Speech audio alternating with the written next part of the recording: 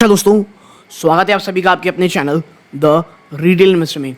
दोस्तों, ICICI bank इसके Q4 के नंबर्स आ चुके हैं। दोस्तों, नंबर्स कैसे रहे ये जानेंगे, लेकिन उससे पहले दोस्तों प्लीज़ वीडियो को 2x स्पीड में देख लीजिएगा ताकि आपको कहीं भी बोरियत महसूस ना हो।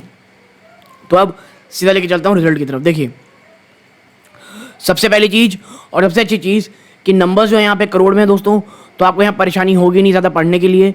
अब चलते हैं प्योरली नंबर्स की तरफ और सबसे पहले बात कर लेते हैं क्या इंटरेस्ट अर्न की। 42,606 करोड़ रुपीस कंपनी ने कमाए हैं, जो एक साल पहले मात्र 34,438 करोड़ रुपीस थी। ह्यूमंगस जंप है, ठीक है। क्वार्टर ऑन क्वार्टर देखेंगे तो 40,865 करोड़ से भी आपको यहाँ पे जंप देखने को मिल रही है। इंटरेस्ट डिस्काउंट एडवांसेस बिल में देखेंगे तो 30,970 करोड़ है, जो एक साल पहले ये 25,353 करोड़ थी और एक क्वार्टर पहले 30,030 करोड़ थी। तो यहाँ क्वार्टर क्वार्टर बेसिस में ऑलमोस्ट फ्लैटिश है, ईयर ऑन ईयर काफ़ी बड़ा जंप है। बात करें इनकम ऑफ इन्वेस्टमेंट्स में तो भाई इस बार 10,473 करोड़ है, जो एक साल पहले 7,827 करोड़ थी और एक क्वार्टर पहले 9,523 करोड़ रुपीज़ थी। अब जो आरबीआई के पास पैसे रखे हैं दोस्तों, इंटरनल बैलेंस यहाँ पर 687 करोड़ कंपनी ने कमाए हैं। बैंक ने जो एक साल पहले 707 करोड़ थे, तो यहाँ पर कंपनी ने कम कमाए हैं। बात कर लेते हैं अदर्स की, तो देखिए 467 करोड़ है, जो एक साल पहले 550 करोड़ था, यहाँ कमी है। और 630 ये आप कह सकते हैं क्वार्टर ऑन क्वार्टर भी ईयर ऑन ईयर भी दोनों ही बेसिस में आपको कमी देखने को मिल रही है। अब बात करते हैं क्या, तो भाई अदर इनकम की 24,574 करोड़ रुपीज़ कमाई है बैंक ने, जो एक साल पहले ये मात्र 19,483 करोड़ था और पिछले क्वार्टर में 18,614 करोड़। अदर इनकम में ये जिस प्रकार की जंप आपको देखने को मिल रही है, ये अपने आप में फिनोमिनल दोस्तों, मोर देन 30% का जंप है ये, ठीक है। बात कर लेते हैं अब इन दोनों को मिला करके टोटल इनकम की, तो भाई बैंक ने 67,181 करोड़ कमाए हैं, जो एक साल पहले 53,922 करोड़ थे और एक क्वार्टर पहले 59,479 करोड़ रुपीस थी, ठीक है।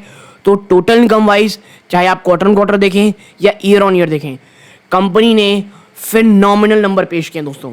लेकिन क्या खर्चों ने जो इतनी पॉजिटिविटी दिख रही है उसे आगे बढ़ाया है या खराब किया है? तो देखिए,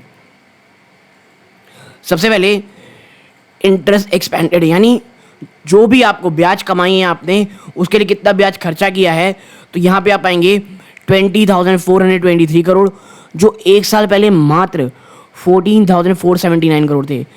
ट्रेमेंडस जंप आया दोस्तों खर्चों में, और एक क्वार्टर पहले ये 19,408 करोड़ था। अब बात करते हैं क्या ऑपरेटिंग एक्सपेंसेस की, जिसमें एम्प्लॉय कॉस्ट और अदर ऑपरेटिंग कॉस्ट मिले हुए हैं, जो कितने आए हैं 29,906 करोड़, जो एक साल पहले मात्र 24,237 करोड़ थे। यानी ईयर ऑन ईयर जंप है ही, क्वार्टर ऑन क्वार्टर भी ह्यूमंगस जंप है, ठीक है। और उसमें भी जो अदर ऑपरेटिंग एक्सपेंसेस है ना, उसने बहुत ज़्यादा दबाव डाला है। जो पहले एक साल पहले ऑलमोस्ट 20,000 करोड़ थे, वो बढ़ करके 24,957 ऑलमोस्ट 25,000 करोड़ हो गए हैं, ठीक है। और जिसके कारण जो टोटल एक्सपेंडिचर आपको दिख रहा है 50,330 करोड़ रुपीस कमाए बैंक ने, माफ कीजिए खर्चा किए हैं, जो एक साल पहले मात्र 38,716 करोड़ थे। खर्चों में बहुत बड़ा जंप है, और ये जो आप कह सकते हैं कंपनी ने जो कमाई में इतना बड़ा जंप दिख रहा था, वो घट करके मात्र आप देखें ऑपरेटिंग प्रॉफिट बिफोर प्रोविजन देखेंगे तो 16,851 करोड़ है, जो एक साल पहले 15,206 करोड़ था और एक क्वार्टर पहले 16,162 करोड़। यानी कोई भी मिरेकल होता दिखाई नहीं दे रहा है जो इनकम में होता। खर्चों ने हालत ख़राब कर दी दोस्तों। अब जब आप इसमें टैक्सेस को प्लस माइनस करते हैं, तो उसके बाद जब आप net profit for the period देखते हैं, तो आप पाते हैं कि 11,671 करोड़ है, जो एक साल पहले 9,852 करोड़ थी। नो डाउट बढ़ोतरी हुई है, लेकिन जिस प्रकार की वहाँ पे दिख रही थी यहाँ पे देखने को नहीं मिल रही। आपकी जो EPS है 13.84 यानी 13 रुपये 84 पैसा, वो बढ़ करके 16 रुपये 32 पैसे हो गई है। क्वार्टर ऑन क्वार्टर भी आपको यहाँ पर जंप देखने को मिल रहा है, ठीक है, विच इज़ गुड। आप थोड़ा नीचे चलते हैं और हमें आप देख रहे होंगे, थोड़ा नीचे चलते हैं और क्या बात कर लेते हैं, 1 सेकेंड, बात कर लेते हैं हम लोग थोड़ा सा सेगमेंट वाइज कि सेगमेंट वाइज किस तरह रहा है खर्चा बैंकिंग। तो देखिए, सबसे पहला रिटेल बैंकिंग। जो इस बार 36,409 करोड़ की आई है, जो एक साल पहले 28,739 करोड़ थी। बड़ा जंप। होलसेल बैंकिंग देखेंगे 14,596 करोड़ से बढ़ करके 18,872 करोड़ है, और एक क्वार्टर में भी आपको जंप देखने को मिल रही है। ठीक है, माफ कीजिएगा, गिरावट देखने को मिल रही है क्वार्टर बेसिस पे। बात करें ट्रेजरी की तो 30,000 करोड़ पार कर दी है ट्रेजरी, जो एक साल पहले मात्र 24,000 करोड़ थी। तो ट्रेजरी में ना ईयर ऑन ईयर बड़ा जंप देखने को मिल रहा है। ठीक है, अदर बैंकिंग में ये ऑलमोस्ट फ्लैटिश रहा है। लाइफ इंश्योरेंस बिजनेस आप देखेंगे 17,735 करोड़ है, जो एक साल पहले 14,955 करोड़ रुपीस था।